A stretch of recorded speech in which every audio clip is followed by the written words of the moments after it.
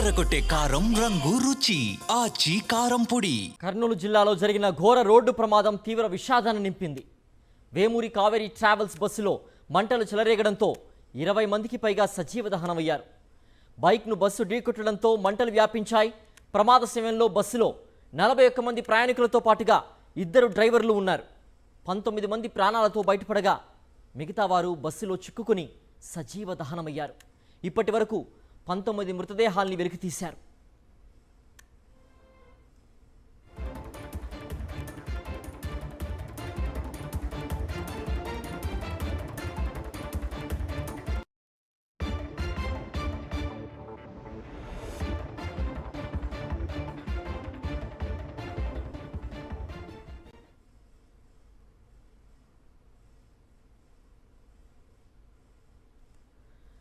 కర్నూలు దగ్గర జరిగిన బస్సు ప్రమాదంపై ఏపీ మంత్రి రాంప్రసాద్ రెడ్డి మాట్లాడారు.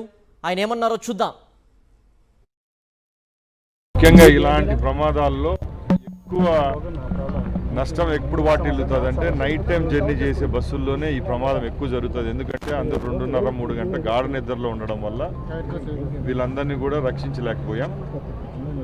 అది కూడా ఇప్పుడుండే బస్సుల యొక్క డిజైన్ పరిస్థితిని బట్టి కూడా ఆలోచిస్తే నైట్ టైం ట్రాన్స్పోర్ట్ చేసే స్లీపర్ బస్సుల్లో ఎక్కువ ఫ్లేమబుల్ మెటీరియల్స్ ఉంటాయి. లోపల ఉండే బెడ్షీట్లు అనుకోండి, కర్టన్, కుషనింగ్ ఎక్కువ ఉండడం వల్ల కూడా మంట అనేది ఎక్కువగా వ్యాప్తి చెందడం వల్ల ఈ నష్టపరిణామాలు ఎక్కువగా ఉంది. అలాగే ఎవరైతే క్షతగాత్రులు ఉంటారో వాళ్ళు ఏ ట్రాన్స్పోర్ట్ ద్వారా వాళ్ళు ప్రయాణిస్తున్నారో వాళ్ళ ఫోన్ నెంబర్లు అన్నీ మా దగ్గర ఉన్నాయి.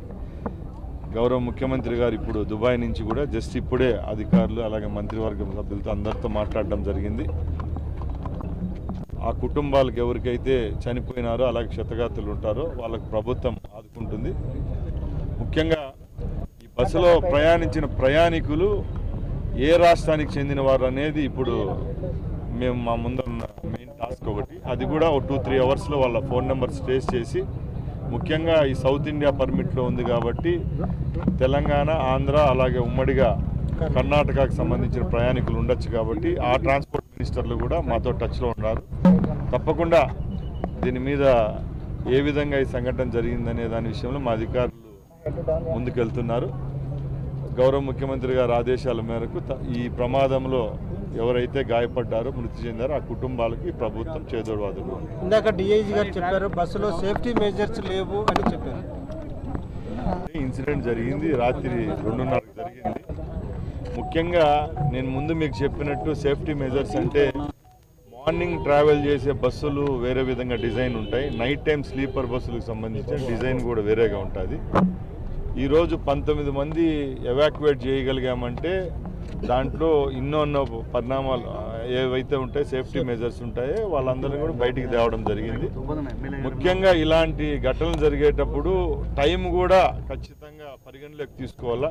ఇదే టైమింగ్ మార్నింగ్ టైమ్స్ జరిగినప్పుడు ఇంత ప్రాణహాని అయితే ఉండదు. నైట్ టైం జరిగినప్పుడు చాలామంది ప్రయాణికులు నిద్రలో ఉండడం వల్ల, అలాగే సీటింగ్ కూడా మీరు చూశారు, ఇది అప్పర్ బెర్త్ ఉంటుంది, కింద సీటింగ్ ఉంటుంది కాబట్టి అక్కడ ఏ విధంగా వాళ్ళ యొక్క మరణం ఎలాగ జరిగిందనేది కూడా అధికారులు కొందరు చెప్పే విధంగా ఫస్ట్ దట్టమైన పొగ వల్ల వాళ్ళు స్పృహ కోల్పోవడం, ఆ తర్వాత ఈ ఫ్లేమబిలిటీ ఎక్కువ ఉండడం కూడా జరిగిండొచ్చు.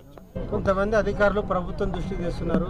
60 km స్పీడ్తో డిజైన్ చేయబడిన బస్సులు 100-120 km స్పీడ్తో వెళ్తున్నాయి. వీటి డిజైన్ మార్చాల్సిన అవసరం ఉందని చెప్తున్నారు. కంఫర్ట్ కోసం కూడా డిజైన్ అనేది ఇప్పటికి కూడా ఒకటే అండి. ఇప్పుడు భారతదేశంలో ఉన్న ట్రాన్స్పోర్ట్ సిస్టమ్ అంతా స్మార్ట్ గైడ్ లైన్స్ పరంగా పోతామండి. మేము ప్రతి ఒక్క state, central government, ministry of transport ఏదైతే భారతదేశం వాళ్ళ పర్యాణం నడుస్తుందో స్మార్ట్ గైడ్ లైన్స్ పరంగానే టూరిస్ట్ బస్సులు అలాగే మార్నింగ్ ట్రావెల్ చేసే బస్సులు కూడా డిజైన్ చేయడం జరిగింది. ఇలాంటి సంఘటనలు జరుగుతూ ఉన్నాయి. లాస్ట్ 10 సంవత్సరాల్లో ఒకసారి బేరీజ్ వేసుకుంటే ఇలాంటి 2-3 ఇన్సిడెంట్ ఇదే హైవే మీద కూడా జరగడం జరిగింది. కాబట్టి ముఖ్యంగా ఇప్పుడు కొత్తగా వచ్చే బస్సులకు ప్రమాదాల నివారణ కోసం ఫైర్ అలారం సిస్టమ్ కూడా వస్తూ ఉంది. ఇలాంటి ఇన్సిడెంట్ అయిన తర్వాత అలారం మోగుతుంది. అది ఇప్పుడు కొత్తగా వచ్చిన 24-25 బస్సుల్లో అది ఉంది. అది కావాలంటే మేము మీ దృష్టికి తీసుకొని వస్తాం. ఈ బస్సు 7 సంవత్సరాలు పాతది కాబట్టి ఆ అలారం సిస్టమ్ కూడా ఈ బస్సులో లేదు.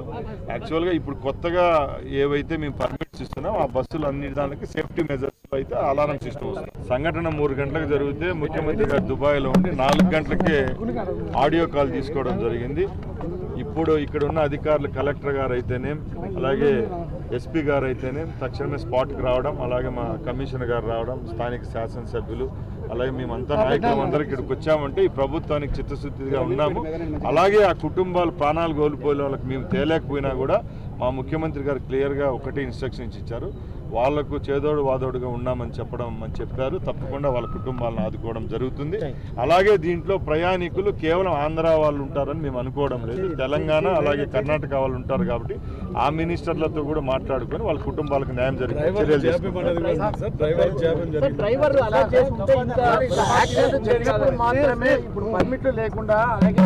సార్ ఇప్పుడు ఈ ఘటన విషయానికి వస్తే ఇది జరిగి 5-6 గంటలు అయిందండి. ఏ విషయాన్ని మేము ఇప్పుడే చెప్పలేము. దీనికి సంబంధించిన అధికారులు వస్తున్నారు.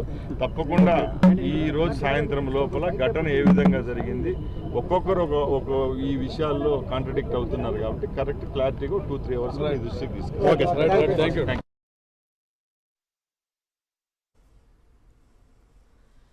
మంత్రి రాంప్రసాద్ రెడ్డి బస్సు ఫిట్నెస్ బాగుందని చెబుతూ ప్రమాదాన్ని కప్పిపుచ్చే ప్రయత్నం చేస్తున్నారని మండిపడ్డారు మాజీ ఎమ్మెల్యే ఎస్వి మోహన్ రెడ్డి.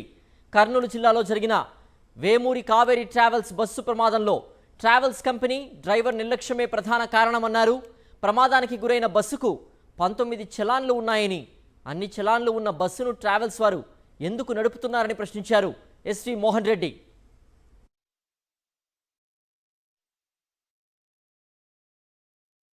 ఎందుకంటే ఒక డ్రైవర్ నిర్లక్ష్యం వలన ఇక్కడ ప్రాణాలు పోవడం అనేది ఒక స్పాట్లో జరిగినటువంటి సంఘటన అయితే బస్సు ఫిట్నెస్ ఉందా లేదా, బస్సులో డబుల్ డ్రైవర్ ఉండాడా లేదా అని చూసుకోవాల్సినటువంటి బాధ్యత ఉంది. ఈ ప్రైవేట్ యాజమాన్యాలన్నీ కూడా 2 డ్రైవర్లను పెడితే వాళ్ళకి 2కి జీతాలు ఇవ్వాల్సి వస్తుందని సింగిల్ డ్రైవర్తోనే త్రూఅవుట్ నైట్ అంతా కూడా వాళ్ళతో డ్రైవింగ్ చేపించి ప్రజల ప్రాణాలతో వాళ్ళు చెలగాటం ఆడుతూ ఉన్నారు. అదే వాడు బస్సు డ్రైవర్ నిద్రపోకుండా ఉండింటే యాక్సిడెంట్ జరుగుతానే వాడు బ్రేక్ వేసింటే ఈ ఫైర్ యాక్సిడెంట్ జరిగేది కాదు. కేవలం మోటార్ సైకిల్ ఉండేటువంటి వ్యక్తి మాత్రమే చనిపోయేటోడు. ఆ మోటార్ సైకిల్ అట్లా రాసుకుంటూ రావడంతో పెట్రోల్ లీక్ అయ్యి బస్సు అంటుకుంది. స్పాట్లో బ్రేక్ వేస్తే జరగదు. కాబట్టి దీంట్లో యాజమాన్యం తప్పు, బస్సు డ్రైవర్ తప్పు ఖచ్చితంగా ఉంది. ఎందుకంటే ఆ బస్సు మీద 19 చలానాలు ఉన్నాయంటున్నారు. 19 చలానాలు ఉండే బస్సు ఫిట్నెస్ ఎట్లుంటుంది, ఆ యాజమాన్యం యొక్క నిర్లక్ష్యం ఎంత ఉంది అనేది ఆ 19 చలానాలే చెప్తున్నాయి. అటువంటి బస్సును రోడ్ల మీద ఎట్లా అలో చేస్తారు ట్రాన్స్పోర్ట్ వాళ్ళు కూడా. ఇందాక మంత్రి గారు చెప్తున్నారు బస్సు అంత ఫిట్నెస్ బాగుంది, బస్సు పర్ఫెక్ట్గా ఉందని మంత్రి గారు స్టేట్మెంట్ ఇచ్చాను. ఇప్పుడే నాకు మిత్రులు చెప్పినారు, విలేకరులు. అసలు ఫిట్నెస్ అనేది మంత్రి గారు ఎప్పుడు ఆయన బస్సు కింద దూరి నట్లు బోల్ట్లు చెక్ చేసి చెప్పినాడా? అసలు స్పాట్లో యాక్సిడెంట్ జరిగి 2-3 అవర్స్ అయింది. ఈ లోపలనే ఆయన దానికి క్లీన్ సర్టిఫికెట్ బస్సుకి ఇవ్వడం అనేది, అంటే ఆ బస్సు ఓనరు వీళ్ళకి స్నేహితుడా, బంధువా, లేకుంటే వీళ్ళ పార్టీకి సంబంధించిన వాళ్ళ అంత అర్జెంటుగా మినిస్టర్ గారు క్లీన్ చిట్ ఇవ్వడం, దానికి కావాల్సినటువంటి అధికారులు రావాలి. ఫిట్నెస్ చెక్ చేయకుండానే మంత్రి గారు సర్టిఫికెట్ ఇచ్చేస్తున్నారు, స్పాట్లో ఇస్తున్నారు. ఇంతకంటే దుర్మార్గం లేదు. మళ్ళీ ఇంకొకరి మాట కూడా అన్నారని చెప్పి, అంటే చనిపోయిన వాళ్ళు, అంటే ఇదంతా మా రాష్ట్ర బస్సు మా రాష్ట్రానికి కాకుండా చనిపోయిన వాళ్ళు మా వాళ్ళు కాకుండా మానవతా దృక్పథంతో చేస్తా అన్నట్టు వాళ్ళని పాకిస్తాన్ నుంచి వచ్చినారా? ఇండియా పౌరులు కదా, బాధ్యత లేదా? ఎక్కడోళ్ళు ఉండారు, దాంట్లో ఈస్ట్ గోదావరి ఉండారు, నెల్లూరు నుంచి వచ్చిన వాళ్ళు ఒకటే కుటుంబంలో 4 ఉండారు, హైదరాబాద్ వాళ్ళు ఉండారు. వీళ్ళందరూ ఏదో ఇతర దేశాల నుంచో ఇతర గ్రహాల నుంచి వచ్చినట్టు మాట్లాడతారు.